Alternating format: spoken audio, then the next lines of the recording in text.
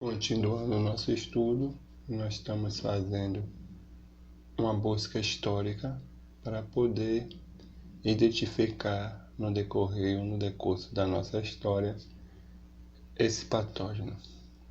Estamos vendo vários acontecimentos e vários personagens que ajudaram a descobrir ou constituir ou a formular este patógeno, ainda que seja no ideário dos cientistas e dos médicos.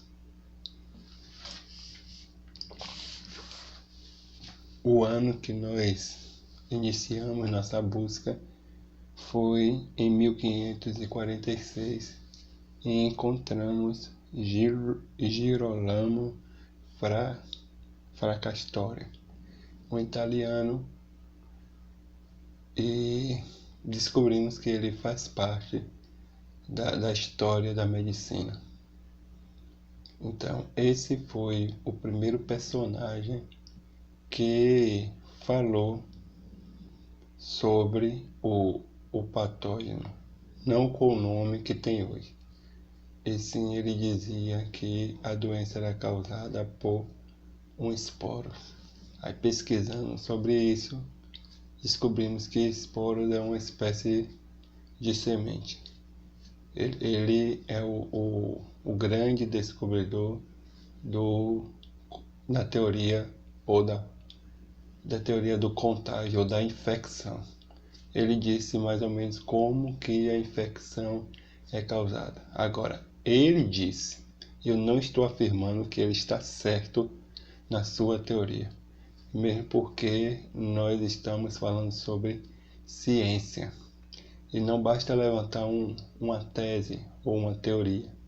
É preciso fazer experimento, é preciso de outros elementos para comprovar que essa tese ou essa ideia ou essa afirmativa esteja realmente correta ou condiz com a realidade. Depois de 1546, prosseguindo na nossa busca histórica, nós temos Adolf Meyer. Ele estava estudando sobre a febre aftosa e conseguiu encontrar um vírus, ou falou sobre um vírus que provocava essa febre aftosa.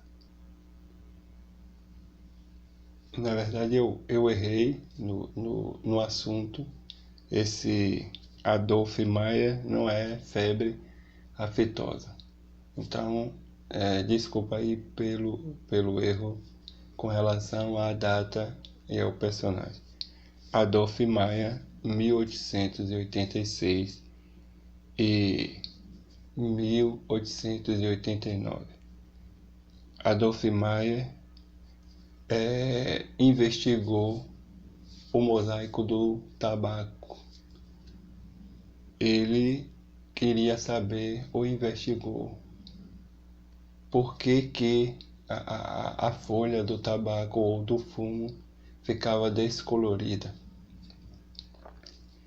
E fala no histórico que foi Adolf Meyer e Martin Willy Begeric. Então eu consegui encontrar esses dois personagens relacionados à história do mosaico do tabaco.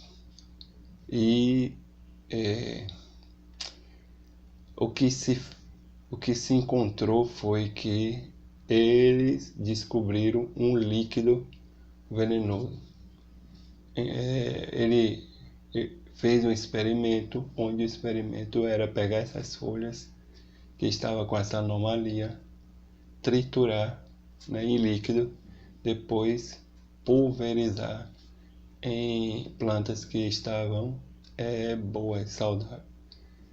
E ele fez esse experimento e conseguiu que as outras plantas que estavam boas também ficassem descoloridas. Então, o vírus, ele afirmava que era um fluido venenoso.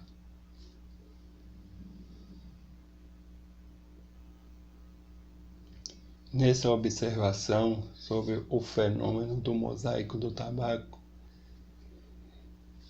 foi identificado, foi visto também bactérias.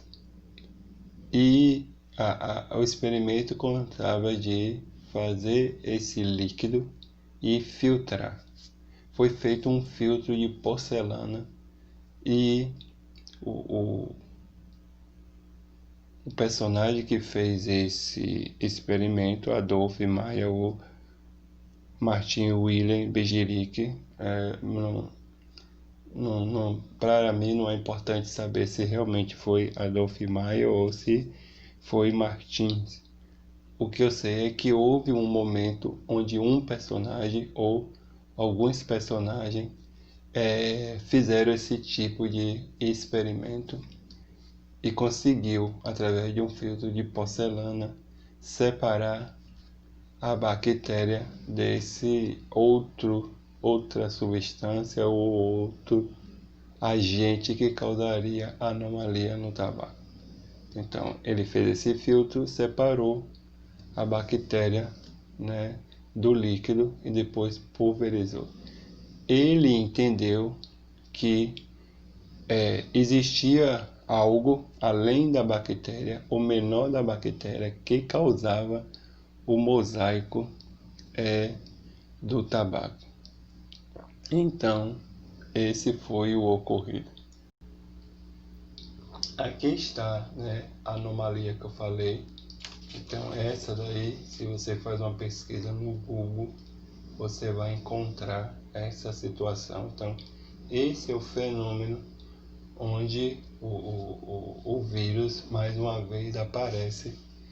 Então, primeiro apareceu no ideário ou na afirmativa de Girolamo, depois apareceu num experimento e numa investigação sobre o mosaico do tabaco, para poder investigar esse fenômeno aqui que você está vendo, que é uma descoloração, né, da planta do fumo. E veja que os contextos são diferentes, os acontecimentos são diferentes. Então, químicos, pelo que eu investiguei, que estão aparecendo para falar sobre o vírus. E vírus significa fluido venenoso ou veneno. É mais ou menos isso que tem quando você se pesquisa sobre este assunto. Então, depois desse acontecimento, a gente vai até, né, agora Pfeiffer, 1892. Pfeiffer, 1892. Pfeiffer, 1892. Declara ter observado em amostra colhida do aparelho respiratório de doentes uma bactéria que nomeia como Haemophilus influenza e mais tarde conhecida como bacilo de Pfeiffer. Ele teria isolado o bacilo e depois teria administrado o micro-organismo em animais saudáveis, afirma que causou a mesma moléstia. Então, Pfeiffer agora é o nosso personagem e o que ele encontra é um bacilo, né, que causa uma doença ou uma anomalia em animais. Note que o vírus que nós estamos investigando, que é este aqui, né? Este aqui. A busca histórica aparece, né, no ideário, na mente de Girolamo. Depois ele aparece na investigação. Deixa eu pegar aqui, da planta, né, do tabaco, planta. E depois ele aparece causando uma doença em animais. Então, mente, né, planta e animais. Então veja o disparate, a diferença, o abismo do rosto histórico do suposto patógeno que está causando essa doença no mundo inteiro.